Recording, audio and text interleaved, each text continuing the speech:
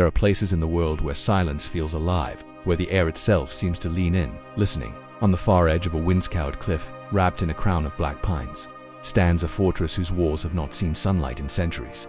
Its stones are not merely weathered but weary, as if each block carries the memory of something it cannot speak aloud. The villagers below do not point to it, they gesture only with their eyes. You would do well to follow their gaze, for that which lies above does not care for company. Yet they all agree on one thing. When the clock slips past midnight, the air changes.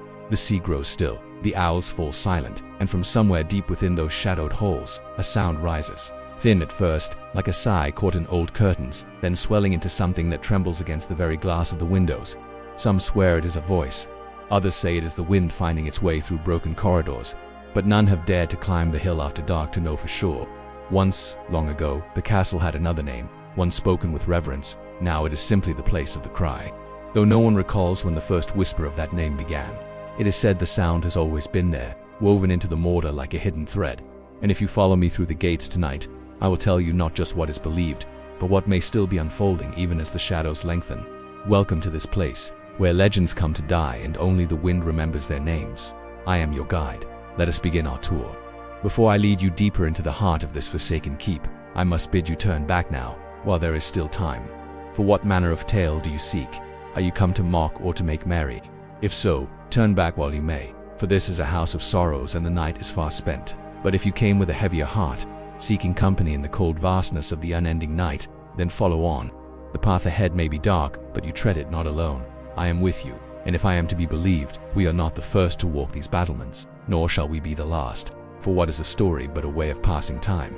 And what is time but a story told in measured breaths? We are all but players in a timeless scene, enacting an age-old script. Our words may be as fleeting as the sighs of air, but so too are the cries of men. And yet some echoes linger longer than others. They find purchase in the chambers of the heart, refusing to be stilled. And such a tale I will tell you now, one shrouded in whispers and half-forgotten lore. A legend as timeless as the waves that crash against these very stones. They called her the Lady of the Lake, a title more myth than memory. She dwelt here once, they say, her laughter echoing where only the wind now lingers. A phantom chill attends her every step, a spectral scent of lavender and brine. They say she walks these ramparts when the moon is full, searching still for what was lost, for what can never be regained. Some say she is the guardian of these ruined halls, a warden ever pacing her wind-scoured beat. Others claim she is the very spirit of the sea, risen from the waves to claim what was stolen from her. Piece by piece, wave by wave, until nothing remains but the ceaseless cry of gulls and the mournful toll of the restless dead. And yet, if you listen very closely, when the night is deepest and the waves grow still, you might hear her voice rise above the sighing of the pines, a lament for a love betrayed, a king forsaken, a kingdom drowned beneath the waves. What truth there may be in these tales, I leave for you to ponder as the final rays of sun sink down below the waves. Remember this, if you should hear her name spoken on the wind, do not turn your back. For even in these crumbling ruins, love still holds its court and the Lady of the Lake is ever at hand to greet us. And so tonight, we begin our descent into the heart of winter. For 6 nights, we'll follow the threads of myth and memory until we come to the still house, the place where all sounds die. They say her name was Isolde Varon, a woman whose life was sewn into the very fabric of the castle. Though no record in any archive bears her signature, she came to the fortress not as a bride or a reluctant guest, but as something far stranger, a visitor who never intended to leave. The earliest fragments of her story speak of a winter storm that swallowed the coast when the castle's gates were opened to a lone traveler, wrapped in a cloak heavy with frost. She stepped into the great hall with a composure that unsettled even the most seasoned guards. The firelight touched her face as if reluctant, revealing eyes that seemed to carry the reflection of some far-off place no one here had seen. She spoke little, but listened much. In the days that followed, servants whispered that she walked the halls at night, fingertips grazing the stone, pausing as though hearing something no one else could. The lord of the Casella man, whose name history has largely erased, found himself drawn to her presence, not with the fervor of a suitor, but as though she were a fragment of an old song he half remembered. She answered his questions with questions of her own, often about the oldest parts of the keep, the sealed staircases, the locked doors whose keys had long been lost. Then, one evening, she asked to see the north wing, a place no one entered after dusk. It was there, beyond warped beams and faded tapestries, that she found the chamber. No one knew what it had once been, perhaps a library, perhaps a shrine, but she stood in its center as if it had been waiting for her. The guards who escorted her swore they heard her whisper something under her breath, a phrase they could not understand, before the wind outside began to rise. From that night forward, the sound began, Not every night at first, just on the ones where the moon was thin and the air was still. The household tried to ignore it, but the cry seemed to seep into the walls, into the dreams of those who slept there. Some swore they saw her wandering the corridors in a gown they had never seen before. Her face turned toward the sound, as if it called to her. What happened next is less certain. The records are fragmentary, obscured by the deliberate hand of someone who wished the truth gone. But one thing is clear. One winter, she was simply no longer seen in the daylight, and yet the sound remained louder now, as if it mourned for something lost deep inside the stone.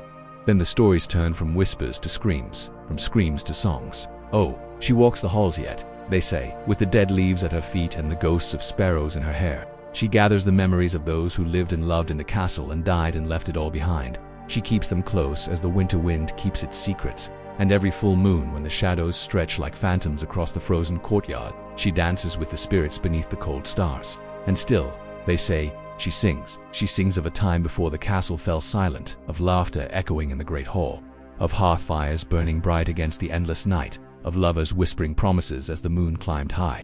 And then, just as the memory of a dream begins to fade, she sings of loss, of how the castle bled its people one by one, leaving only ghosts and the wind to haunt these halls. And then the music swells and her voice rises with it, begging, pleading for one more sound to join the chorus, one more soul to find peace within these walls. And sometimes, if you listen very closely, when the wind outside the castle seems to hold its breath, you can hear the answer, a single word carried on the breeze, a name spoken softly, a memory held close. It is enough to break the longest silence, enough to make the coldest hearth burn. The castle was built on a windswept headland, a place where the sea could taste the sky before dipping toward the earth. Its flagstone cracked underfoot, and the mortar between its stones was crumbling like old bread. They say it was here that Isolde waited for 150 years, though there is little left of her story except the questions it raises. In the years that followed Isolde's absence from the daylight, the castle became a place of uneasy rhythms. By day, its courtyards echoed only with the mundane, the scrape of boots on cobblestone, the creak of carts. But after dusk, the hush carried weight, as if the air itself were holding its breath. Servants claimed they could sense when the sound was about to come, though no one could explain how. Some would retreat to the lower quarters, sealing their shutters tight. Others lingered in the dark, unable to resist the pull of whatever roamed those upper halls. A single account survives from a scribe who visited the fortress on the pretense of cataloging its archives. He wrote of finding an entire section of the north wing cordoned off, not merely locked, but bricked over, the mortar still pale against the older stone. When he inquired about it, the steward offered only a hollow laugh, as if the question itself was foolish. Yet that same night, the scribe awoke to the unmistakable sound of footsteps above his chamber, followed by a long, drawn-out cry that made the candle flame shiver in its glass. He described it not as distress nor rage, but as a note stretched beyond the limits of breath, something that seemed to dissolve into the walls themselves. He pressed his ear to the cold stone and listened. For a moment, the silence pressed back, heavy and absolute. Then he heard it again, a sigh run through the spaces between heartbeats, a tremor in the foundations of the building. Was this the meaning of the fortress? To catch the echoes of the condemned and hold them in its ancient bones? He wondered then if Isolde walked those battlements still, if the intervals in the stonework were made for her, for something she might have held or touched. If she paced then, she paced still, the memory of her steps worn smooth in the flagstones, a ghost of a path across the top of the castle wall. There was a tower at the very end of the headland, a round structure with arrow slits looking out to sea. From there, one could see the island chain stretching toward the horizon, each peak fading into the hazy distance. The scribe climbed the worn stairs, noticing that even in the daylight, the air grew colder in the tower. As he reached the top, a draft snaked around his ankles, tugging at the skirts of his tunic. The windows were small and high, and the only sound was the ceaseless sighing of the wind. Yet when he stood in the center, cupped hands pressed against the cool stone, he felt a vibration, as if the sea itself were thrumming its loneliness against the tower's bones. He did not stay long. No one stayed long in the tower. Before descending, he looked out to the endless water, wondering if Isolde had stood there, watching, waiting, hoping for a ship that would never come. Had she loved this view? Did it bring her solace to stand at the edge of the world and feel the spray of the relentless sea on her face? What had compelled her to stay here, year after year, century after century? The answers, he knew, were lost to time, buried beneath the weight of 150 years. All that remained were the questions, the echoes in the empty halls, and the ceaseless sigh of the wind. If these stones could speak, what stories would they tell? What secrets would they reveal about Isolde and her forgotten people? Perhaps they are best left undisturbed, their silence a shroud upon a grave that should not be disturbed. Or perhaps the whispers in the walls are a siren's call, an invitation to unravel the past and confront the ghosts that linger still. And now, from the darkest corner of our collection, a chilling tale of a haunted fortress that will leave you questioning the very nature of reality. In the heart of a mist-shrouded moor stands a fortress that has echoed with secrets for centuries. Legend has it that 500 years ago, a ship carrying the fair maiden Isolde from a faraway land wrecked on the treacherous cliffs nearby. She took shelter in the fortress, and ever since her spirit has walked its halls. Some say she seeks the treasure lost with her ship, or perhaps the one she left behind in the fortress vault. The old caretaker had heard many tales of the fortress, yet he paid little heed to them until he experienced the haunting melody for himself. One night he was awakened by a plaintive cry that seemed to weave through the very stones of the fortress. At first he dismissed it as the wind, a lonely bird, or perhaps the echo of a ship's lament. Yet night after night the sound returned, persistent and melancholic.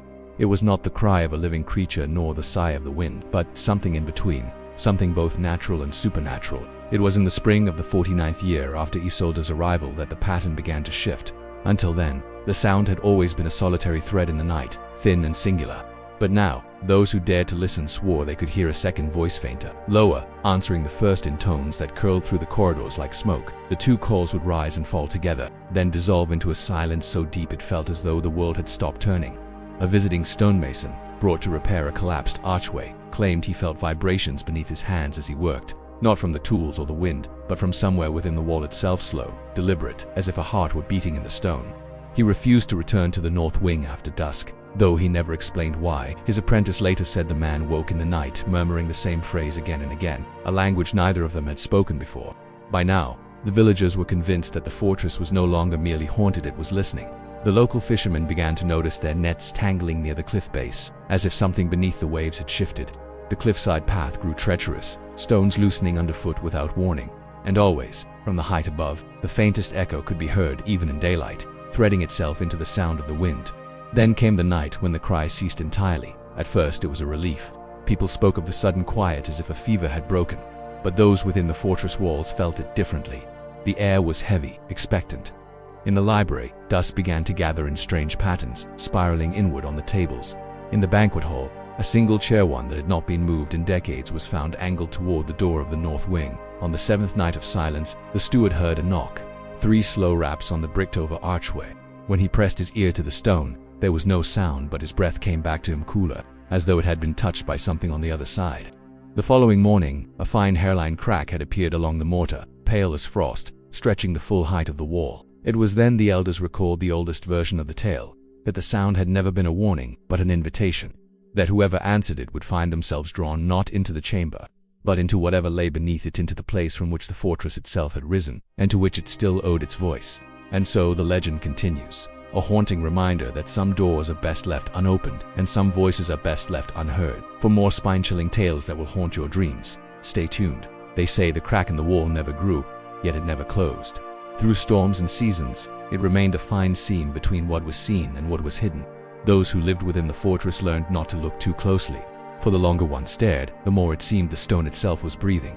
One night, many years later, a young archivist came to the castle on an errand that should have lasted no more than an afternoon, but the weather turned, and she was given a room for the night. She had heard the rumors, but found the place quieter than expected until, as the moon rose, the air in her chamber grew strangely still. From the corner of her vision, she thought she saw a movement, a shadow not cast by candlelight, crossing the floor toward the far wall. She turned her head and it was gone. Yet the faintest sound drifted through the air, not a cry, not quite a word, but something suspended between them, beckoning her toward the north wing. The corridors felt longer than they should, lined with portraits whose eyes seemed painted just for her. When she reached the bricked archway, the seam was there, thin and pale in the dim light. She raised her hand without meaning to, palm brushing the stone. The chill that seeped into her bones was not the cold of weather, but of distance, like touching something that had been waiting far longer than she could imagine. And in that moment, she understood the stories had been wrong in one crucial way. The voice does not call from within the fortress, it calls from the space beneath it, and the walls are only its mouth. At dawn, the archivist was nowhere to be found. No trace, no sign of departure, only her notebook left open on the desk. A single unfinished sentence, written in a hand that trembled. It knows when you are listening. They say the cry is older than the fortress itself, older even than the village huddled at its base. They say it lured travelers off the road and watched them starve in the hills. They say the stones are filled with echoes of screams, but those who climbed the cliff to see for themselves found no evidence of such horrors. Only the whisper of wind through empty halls. That is, until they heard the cry and ran. Some say the cry is a warning, others a lament. Most agree it is neither. For what is a sound without meaning? What is a ghost without a story? Those who live by the fortress have learned to tune out the silence between the cries, the moments when the fortress holds its breath and the world itself seems to pause. In those moments, the unanswered questions claw at the edges of their minds, whispering just beyond the reach of thought. Even the sun seems hesitant to touch the fortress with light, for who knows what stirs in the dark and how it might react to being disturbed. And yet some days, when the sky is the color of old bruises, the cry carries differently, not on the wind, but inside the skull, like a fingernail dragged down bone. On those days, the fortress seems to press closer, watching, waiting, and the villagers wonder if perhaps it remembers, if it is counting the years until it can rise again, or if it has never stopped rising. They say the crack in the wall never grew, yet it never closed. Through storms and seasons, it remained a fine seam between what was seen and what was hidden. They say whoever built the fortress knew things would change, knew the world would turn away from magic and memory. So they built a place where the old ways could linger, if only in the spaces between the stones. Those who listen to the cry do not always hear it the same way. Some hear a battle fought and lost. Some hear a single bird taking flight. Some hear a lullaby.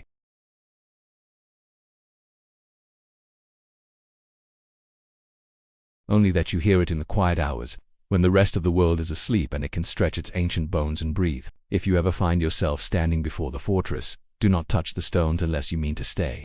Do not climb unless you wish to vanish. Do not answer if you do not want to become part of the fortress, because they say whatever you seek, whatever you hear, it will offer you a room with 4 white walls and a floor of packed earth. And in the morning, if you are lucky, you will wake alone,